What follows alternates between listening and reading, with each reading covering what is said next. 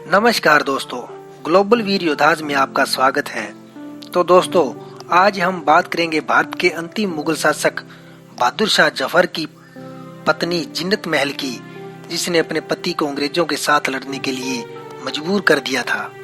जिन्नत महल की देशभक्ति के बारे में बहुत कम लोग जानते हैं। जिन्नत महल अंग्रेजों से लोहा लेने के लिए लगातार बादशाह को उत्साहित करती रही।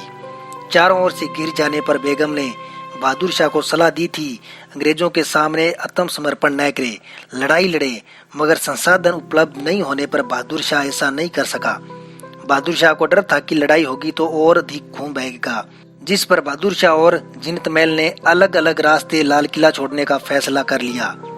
जिन्नत महल को नजर आने लगा था कि देश पर अंग्रेजों का कब्जा हो रहा है, जिस पर एक नाव के माध्यम से यमुना से होते हुए निजामुद्दीन औलिया की दरगाह और फिर हुमायूं के मकबरे में पहुंचे। गिरफ्तारी के बाद चले मुकदमे में जब बहादुर शाह को सजा के तौर पर रंगून जेल के लिए ले जाया जाने लगा, तो जिन्नत महल को देश में ही रहने की छूट अंग्रेज हुकूमत ने दे दी, मगर उन्होंने बादशाह के साथ जेल जाने का फैसला लिया। हम आपको बता दें कि 1857 में प्रथम स्वतंत्रता आंदोलन की नींव रखवाने वालों में जिन्नत महल भी शामिल थी। जब देश में अंग्रेज हुकूमत हासिल करने के लिए उग्र थे, तो बेगम जिन्नत महल ने अपने पति बहादुर शाह जफर को ललकारा था। उन्होंने कहा था कि यह समय गजलें कहकर दिल बहलाने का नहीं है। बिठूर से नाना साहेब का पैगाम लेकर देशभक्त सैनिक आए हैं। आज सारे हिंदुस्तान की आंखें दिल्ली की ओर है। खानदाने मुगलिया का खून हिंद को गुलाम होने देगा तो इतिहास उसे कभी क्षमा नहीं करेगा। उनके ललकारने के बाद बहादुर शाह जफर अंग्रेजों से लड़े और गिरफ्तार हुए।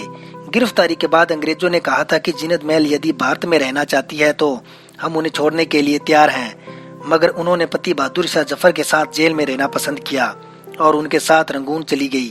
वहीं पर जेल में ही रहते हुए अंतिम सांस ली।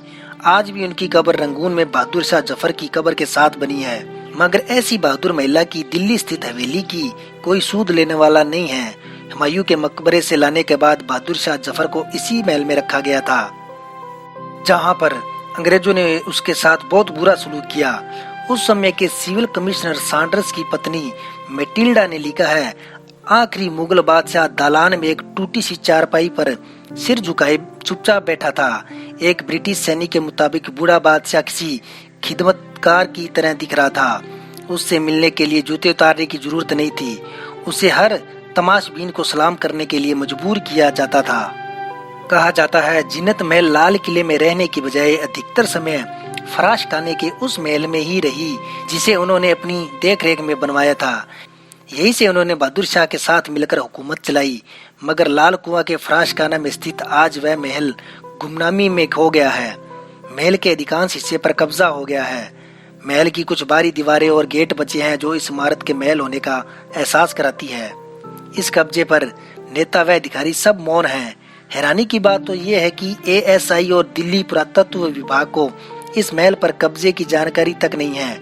टेढ़ी मेढ़ी और संकरी गलियों से होते हुए जब हम महल को देखने पहुंचे तो बताया गया कि इसके अंदर जाना खतरे से खाली नहीं है। जिन लोगों ने महल के अंदर कब्जा किया हुआ है वह कुछ भी शरारत कर सकते हैं। तो दोस्तों, कैसी लगी हमारी आज की कहानी? प्लीज लाइक, कमेंट, शेयर जरूर करें और सब्सक्राइब करें हमारे चैनल को। धन्यवाद।